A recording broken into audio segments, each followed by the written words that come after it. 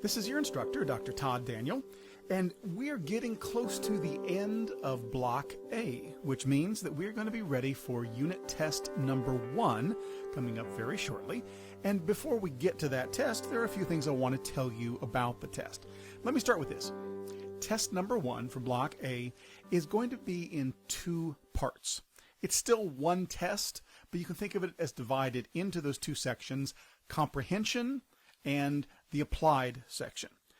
The comprehension section will be multiple choice, true, false, matching, typical, traditional items that you would find on a test. This is the section that will use the Respondus Lockdown browser. But there will also be an applied section that you will complete before the test begins, and you should complete it before you start the test. And this section, where you will apply what you've learned by doing some t-tests on your own, this section will not use the Respondus Lockdown browser.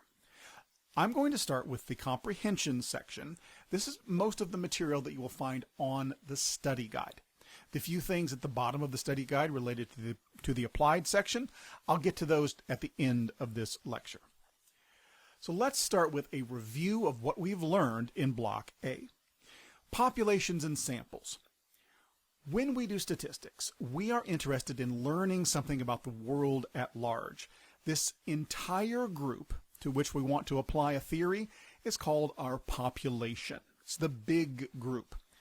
Statistics that we do on a population, like a mean or a standard deviation, those are called parameters.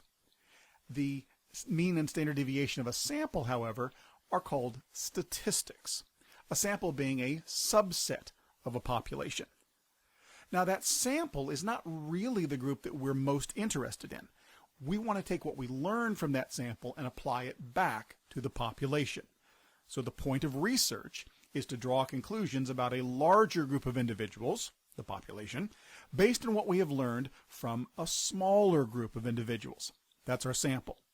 The larger the sample size, the better the estimates from our sample to our population. Let's go into a little more detail about those samples. A representative sample, which is what we want, is one that accurately reflects the characteristics of the population. As I said, increasing the sample size improves how well your sample mean estimates your population mean. An N, or sample size, of 50 is going to be a much better estimator than a sample size of 15. But a sample size of 100 or 500 will be better than the sample size of 50. How do we get a representative sample? The best way to get a representative sample is to use random sampling. Random sample is one where each element, each participant, has an equal chance of being included.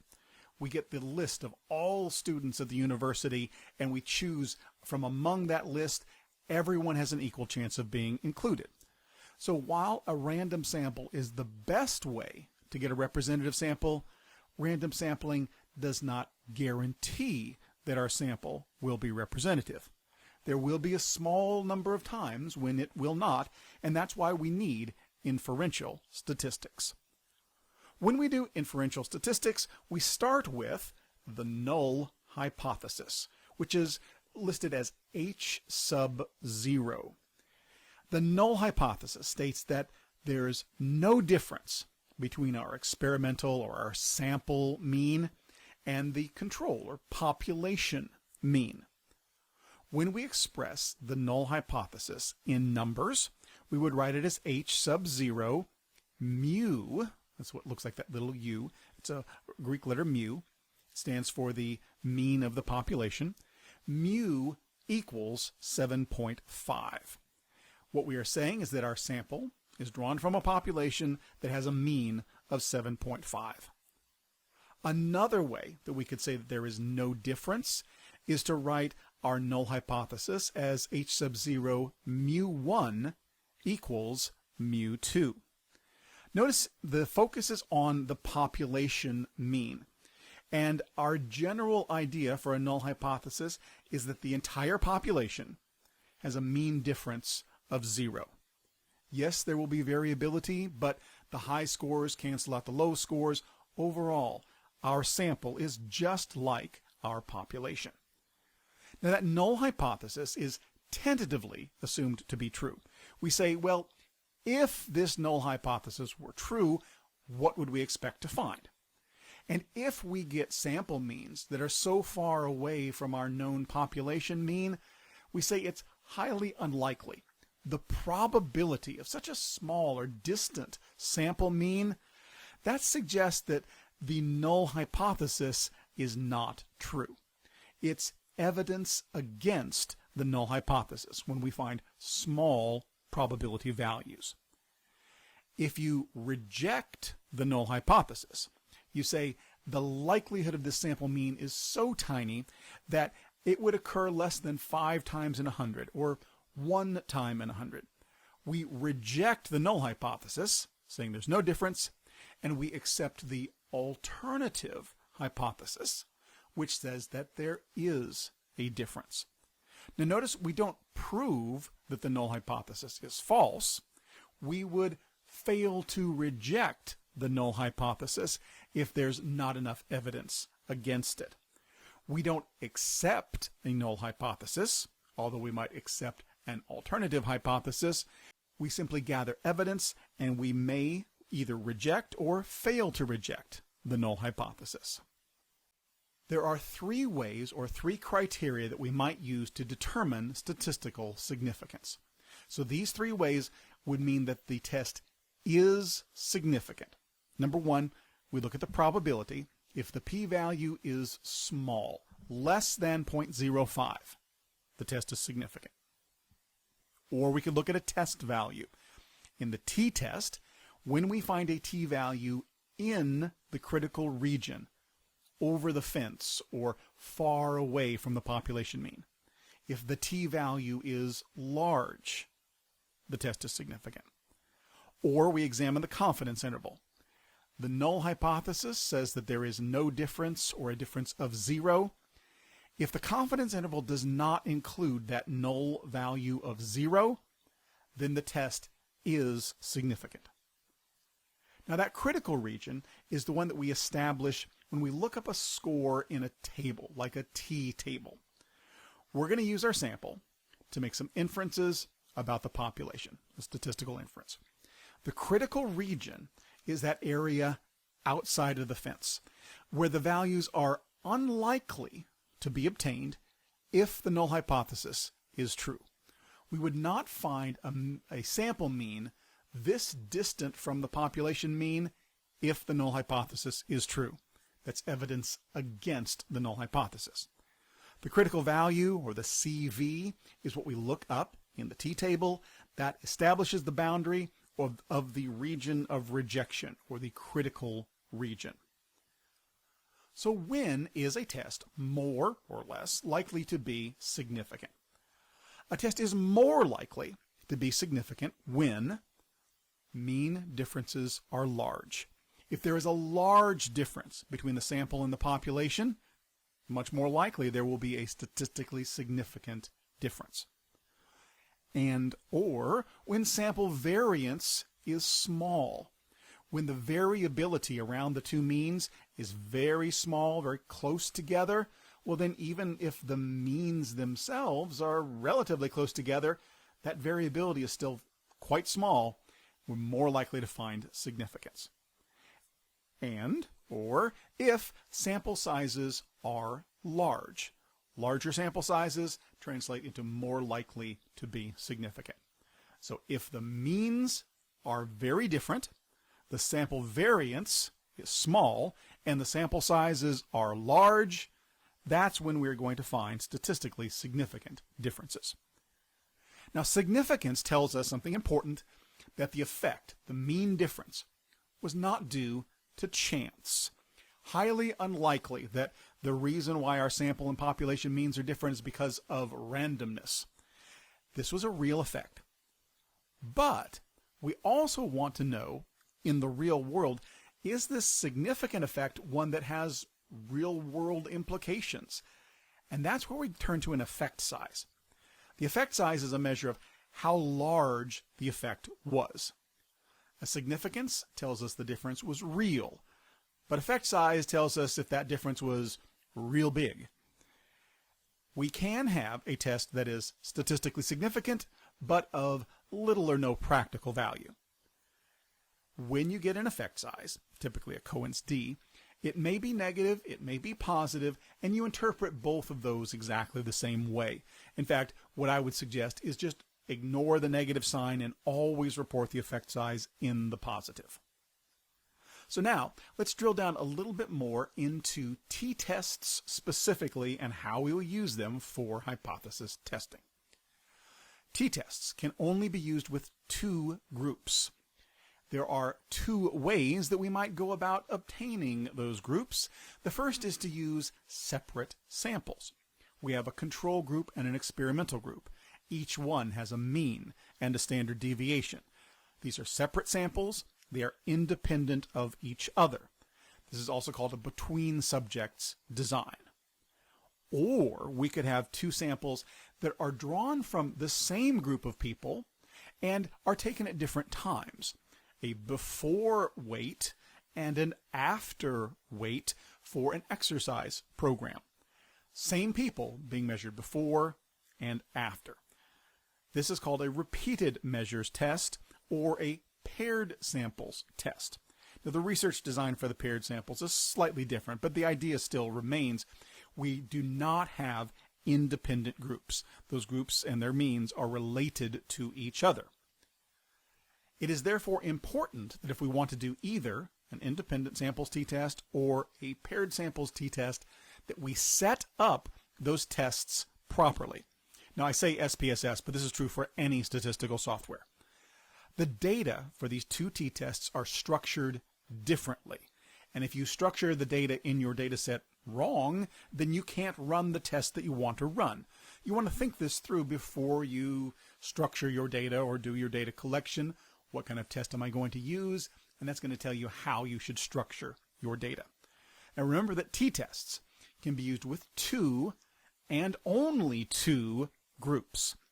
If we have three independent groups or three time periods before, pre-test, post-test, follow-up, then we use a different type of test called an ANOVA. T-tests are only two groups. So setting up our t-test, for an independent samples t-test, you want a scale variable and a categorical variable. So in this example, I have scores, which are a scale variable, all in one column, and the groups, group 1 and group 2, that's its own variable. The 1 and 2 could be names. I could use the name of a stock for group 1 and for group 2. You want to be sure that the name is consistent. You'd use the same name for all of the 1s and for all of the 2s. But when you are doing a paired samples t-test, you will have two scale variables. In this case, the before scores and the after scores. Both of them are scale level. By setting up your variables in this way, you will be able to run either the paired samples t-test or, in the previous example, the independent samples t-test. In the example that I've just shown you, the group means are exactly the same, and the reason why we would find that a test was statistically significant with one type of t-test versus another is because repeated measures t-tests or paired t-tests are more powerful. Easier to find significant differences with a repeated measures t-test than with an independent measures t-test. And remember, as our mean difference increases, easier to find statistical significance, and our t-value also increases. As the mean difference increases, the t-value also increases. For both types of t-tests, we have to consider the degrees of freedom for the test. For an independent samples t-test, the degrees of freedom are the two sample sizes minus 2. Or you could think of this as each sample size individually minus 1. It follows this principle of n minus 1. So let's say we have 15 in each of the two groups, or a total of 30. The degrees of freedom would be 28 for an independent samples t-test. For a repeated measures t-test, it is the number of pairs minus 1. If we have 30 participants that we have measured twice, before and after, our degrees of freedom would be 29, because we have 30 pairs of scores, each being a before and after measure. For independent samples t-tests, but not for paired t-tests, there is an assumption of homogeneity of variance. Let me quickly explain what homogeneity means, and then I'll explain how we test this assumption. Homogeneity, homo meaning same, geneity like genus is of nature or kind, so it's the same kind of variability. And variance is the variability, usually the standard deviation of the samples. So we're saying that the variance is of the same nature, homogeneity of variance. The assumption, therefore, is that the two sample variances, or we could assume the two sample standard deviations, are approximately equal. That is the assumption, but we need to have a way of testing that assumption, and to do so we use Levene's test. This is a test which tests whether the variances of the two samples are approximately equal. They don't have to be exactly the same, they just have to be close enough. When we do testing for assumptions, like Levene's test, we would prefer that our samples not deviate from what is expected. So what we're looking for with interpreting our assumptions test is that the variances not be statistically significant. In this case, we have a significance value of 0.36. If we were to convert that to money, we could say 36 cents. Is that less than a nickel? It is not. That 0.36 is not statistically significant. That means the assumption has not been violated. Levene's test has shown us that the variances are approximately equal. Now that's the ideal. That's what we would want. That is in keeping with the assumption. On the other hand, if our significance value for the Levene test is less than 0.05, well, then the Levene test is significant. The variances are different, so the equality of variances cannot be assumed. In this example, I'm using a significance value of 0.05. However, in most cases, we'll interpret the Levene's test at a 0.01. With a larger sample size, we might interpret Levene test at 0.001. We want the groups to be really different before we start having to transform our samples.